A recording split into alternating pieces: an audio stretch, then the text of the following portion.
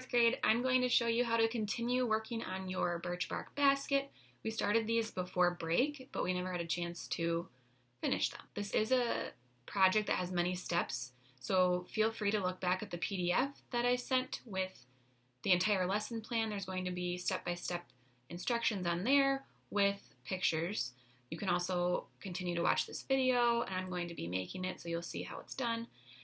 If you still have questions after that, feel free to email me or write on our Google Classroom page and I will get back to you. One thing I want to point out about this project is the template.